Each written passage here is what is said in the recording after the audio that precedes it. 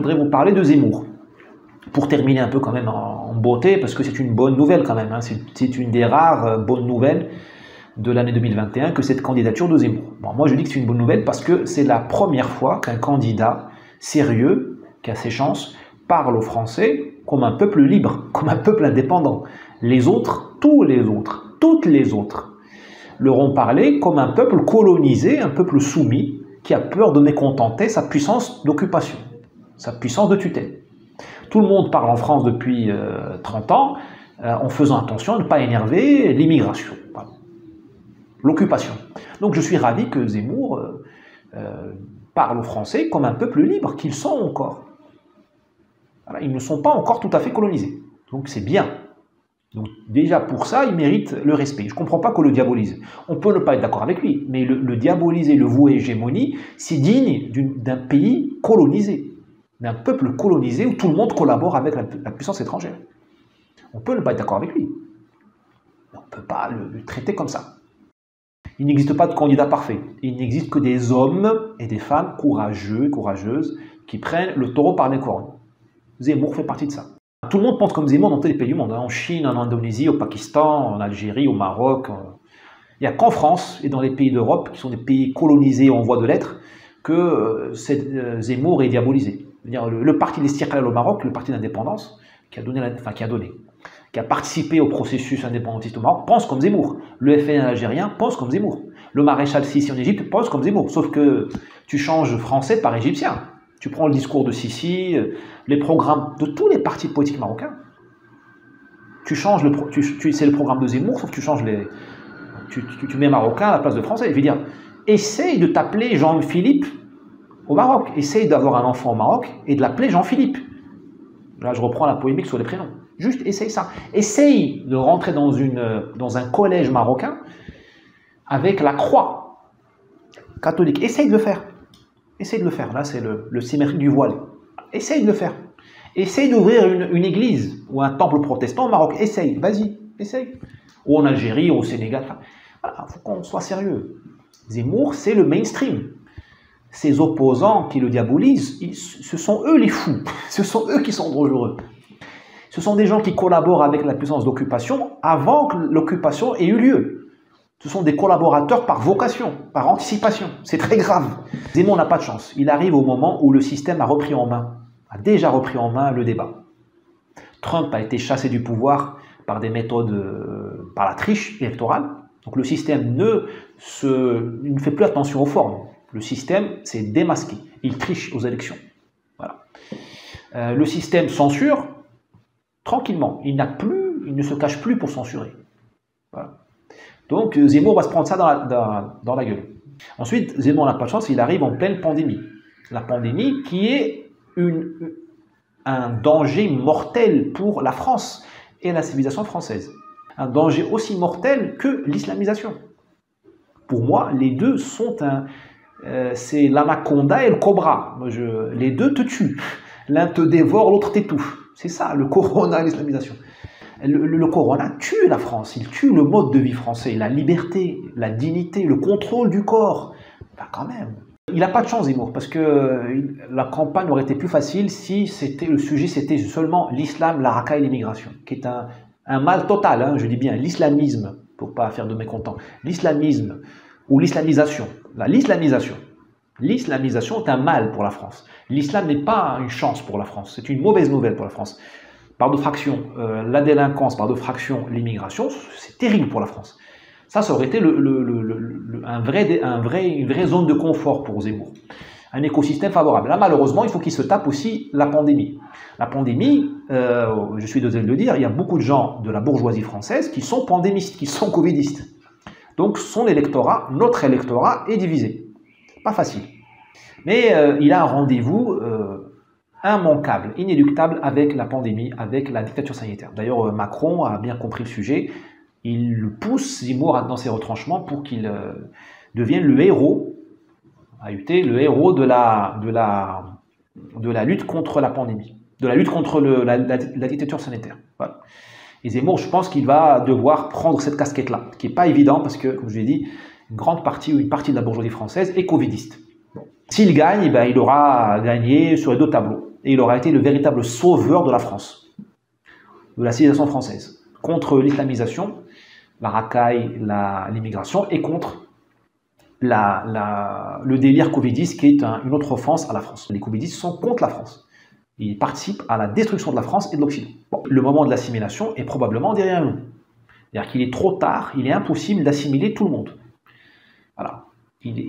On est déjà dans un moment où tu as deux peuples en France. Tu as un peuple français de souche qui, comme les Français ne sont pas un peuple raciste, il est ouvert aux immigrés qui ont voulu s'assimiler. Donc dedans, il y a des Rachid, des Mamadou, des Svetlana, qui ont parfois changé leur prénom de leurs enfants. J'ai des copains qui ont acheté un couple d'amis algériens qui ont appelé leur fils Sacha. Ils n'ont pas eu besoin de Zemmour. Je pense même pas qu'ils votent pour Zemmour. Hein. L'intégration, l'assimilation, ça c'est fait. Mais bon. Et vous avez un peuple de souche et vous avez un peuple immigré qui est plutôt islamique, musulman, plutôt africain et maghrébin, arabo-berbère. Ce peuple-là, il est déjà en France. Il ne va pas s'assimiler. Parce qu'il ne le veut pas et il ne le peut pas. Il ne le veut pas. Parce que la France est le pays de la faiblesse. Les flics en France se font lyncher. La France est le pays de la folie, de ces minorités sexuelles. Un vrai musulman, il aura le plus grand mal du monde. Il aura plus de mal. Enfin, il est plus difficile de convaincre un musulman aujourd'hui de s'assimiler à la France qu'il y a 20 ans. Il y a 20 ans, les flics étaient encore un peu respectés. Les commissariats n'étaient pas attaqués au mortier. Là, on attaque la France et la France ne fait rien. Et en plus, tu n'avais pas les dingos qui font ces lois-là, qui détruisent le patriarcat. Tu ne peux pas t'assimiler à la mort. Tu ne peux pas obliger quelqu'un de s'assimiler à la mort. Parce que la fin du patriarcat, c'est la mort de la société. L'assimilation est impossible aussi pour une grande partie des immigrés parce que la France est castrée moralement. Je veux dire, le Bataclan, c'est la fin de l'assimilation. Parce qu'il n'y a pas eu de suite au Bataclan. Dans tous les pays du monde, ça c'est dans notre inconscient collectif. Il y a la vengeance et la punition. La France a montré qu'on pouvait lui casser la gueule, tuer ses enfants, égorger ses enfants, et elle ne se venge pas. Il n'y a pas eu de punition au Bataclan. On n'a pas vu les corps des gens, des terroristes. On n'a pas vu de punition. La France n'est même pas foutue de dire qui a commis le Bataclan. Elle n'ose pas dire terroriste islamiste. Elle n'ose pas le dire. Elle n'ose pas le dire. Ça, les gens l'ont compris 5 sur 5 dans l'immigration. Ça veut dire que la France est un pays faible et personne ne se rallie à la faiblesse. Ça, c'est pas la faute de Zemmour, c'est la faute de la France. Même pas la faute de Valls ou de Hollande ou de Cazeneuve. La faute de la France. La France est castrée. Un pays qui n'arrive pas à punir.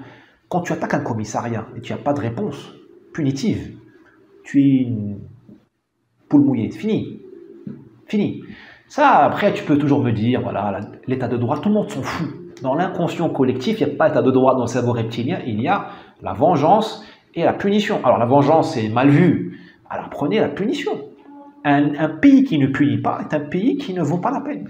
Et ça, les immigrés l'ont compris. Donc il y a un manque de volonté, un manque d'envie d'assimilation. Ensuite, il y a une impossibilité de s'assimiler pour certaines personnes. Des millions d'immigrés en France ne peuvent pas s'assimiler, même s'ils le voulaient. Bon là, je suis désolé d'être franco, hein, comme ça, mais est-ce que vous croyez sincèrement que vous allez transformer tous les Maghrébins en Français, ou tous les Africains en Français, ou tous les Pakistanais en Français? Si vous le croyez sincèrement, vous avez un grand problème. Très grand problème. L'Espagne, au sang mêlé, qui a l'amour de la femme morte, qui a le soleil dans le sang, qui est un peuple impulsif, le Cid, l'Espagne n'a pas réussi à assimiler les Arabes. L'Espagne n'a pas réussi à faire des musulmans des Européens. Est-ce que toi, en France, qui n'a aucune expérience de l'islam, qui n'a aucune expérience dans ton sang, dans ta chair, toi en France, qui n'est même pas religieux, toi en France qui est laïque, c'est-à-dire une abomination pour l'islam, toi, est-ce que tu vas y arriver? Il faut être sérieux 5 minutes. Tu vas assimiler les assimilables. Il y en a. Je ne citerai pas les noms, même si ce serait élogieux pour eux.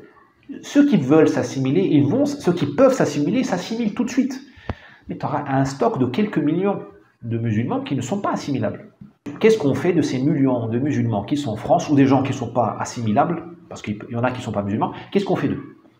Voilà. Bon, vous me direz la remigration, tout ça, on peut en parler pendant des années. Ils ont des papiers français. Ce sont des gens qui ont des papiers français qui ne sont pas assimilables. Moi, dans mon livre, je refais de la pub pour moi-même parce que, voilà, Zemmour m'a fait de la pub, donc je le remercie d'ailleurs. Moi, je dis, il faut qu'on fasse une société, où on fasse de la place pour ces gens-là. Un pays de système. Un pays de système. C'est-à-dire que tu as des droits différents selon que tu sois assimilé ou pas. Si tu es assimilé, tu as tous les droits. Si tu n'es pas assimilé, tu n'as pas tous les droits. C'est ce que acceptent les Africains au Maroc. Les Africains qui sont catholiques ou protestants au Maroc, ils n'ont pas tous les droits qu'un Marocain. Voilà. Et ça se passe bien. Vous avez des millions de gens qui vivent en France qui ne sont pas assimilables. Ils ont des papiers français, ils ne sont pas assimilables. Ils ont des papiers français, ils ne parlent même pas le français. Ou pas assez pour s'assimiler. Voilà, donc ça, Zemmour le sait. Sauf que Zemmour, il faut qu'il gagne les élections. Contrairement à moi. Donc Zemmour, il s'adresse au peuple français. Parce que je vous dis, il y a deux peuples en France. Tous ceux qui sont lucides le savent. Zemmour s'adresse au peuple français. Peuple assimilé, peuple de souche et assimilé, c'est-à-dire les Arabes, les Noirs qui se sont assimilés. Il s'adresse à eux. Il peut gagner les élections, j'espère qu'il gagnera l'élection grâce à eux. Mais s'il est élu, il aura l'autre peuple en face de lui. Le peuple inassimilable. Qu'est-ce qu'on fait de ce peuple-là? Par humanisme, moi je dis qu'il faut travailler avec lui en bonne volonté. Comme disait Hassan II, il ne sert à rien, le grand Hassan II, il ne sert à rien d'avoir des arguments de bonne volonté avec des gens de mauvaise volonté. Les gens de mauvaise volonté, il faut les sortir, il faut les exclure, il faut les marginaliser. Mais il y a des gens de bonne volonté dans ce peuple qui n'est pas assimilable. Moi, en tant qu'amoureux de la France qui est une mère patrie pour moi, parce qu'elle m'a beaucoup donné, notamment une langue et une culture. Je ne renie pas l'arabe classique, je parle bien, mais elle m'a donné une civilisation qui est quand même largement au-dessus de la mienne, je veux dire la vérité. La France, moi, par amour à ma mère patrie, je lui dis, vous ne pouvez pas faire cette économie-là, de ce sujet-là. Voilà, pour conclure, les problèmes de la France sont tellement profonds qu'elle n'a pas besoin d'un président de la République, elle a besoin d'un prophète. L'Occident a besoin d'un prophète parce qu'il est question de refondation de la civilisation occidentale. Tu n'as plus de religion, fini le catholicisme, terminé. Même le protestantisme me pose des questions, fini. Tu as une société de dingos, avec toutes les libertés sexuelles dont je te parle, la fin du patriarcat, les écolos, voilà, des dingos. Tu as l'effondrement d'autorité. Tu as la corruption généralisée avec ce qu'on voit aujourd'hui dans la pandémie. Les peuples sont vendus au labo pour une poignée de dollars. Tu as l'effondrement de la langue, l'écriture inclusive, l'effondrement de l'école. Enfin, ça, c'est pas une mission pour un homme, c'est une mission pour un prophète. Zemmour n'est pas un prophète. Donc il ne faut pas non plus qu'on lui tape trop dessus. Il faut avoir les limites de l'être humain. Voilà. Il n'empêche, je le soutiens aujourd'hui, enfin on est en décembre, on verra, je ne pense pas qu'il me décevra. Et je dis juste, il faut prendre en compte cette diversité qui est aujourd'hui... la France est déjà un pays multiconfessionnel, multiracial, déjà un pays écartelé. Le programme de Zemmour, c'est de gagner les élections. Alors, il peut les gagner, il va les gagner, j'espère, avec le peuple de souche, ou le peuple souche assimilé. Hein. Voilà. Une fois au pouvoir, il faudra que sa politique gère cette diversité française qui est réelle. Il faut qu'il arrive à gérer un pays en voie de séparation. Il faut qu'on stoppe la séparation. Il faut qu'on stoppe la dislocation. Pour que la France reste la France. Mais on ne peut pas stocker, on ne va pas la mettre au congélateur parce qu'on a dit qu'il faut assimiler les gens. Les gens ne vont pas s'assimiler, ou pas suffisamment. Donc il faut qu'on arrive à organiser, au lieu d'avoir deux blocs l'un face à l'autre, il faut qu'on arrive à avoir un grand bloc assimilé, de souche, assimilé, vous savez, de souche et assimilé, et éclater comme on éclate la roche avec un jet d'eau très fort, en petite communauté des gens qui ne peuvent pas s'assimiler. Il faut qu'on organise leur impuissance de manière bienveillante, qu'ils aient une place en France, puisqu'ils ont les papiers français, mais qu'ils ne puissent pas empêcher cette France de rester elle-même. Donc il faut qu'on soit véritablement dans une révolution copernicienne. C'est pas donné pour tout le monde. C'est pas ce que je propose n'est pas donné pour la droite classique, c'est pas donné pour la gauche qui a trahi la France. Il faut se sortir, voilà, il faut cramer quelques ménages, quelques neurones, mais la France, on voit la chandelle. Voilà, bonne chance à Zemmour, vive la France, vive la République, oui, si vous voulez, mais surtout vive la France.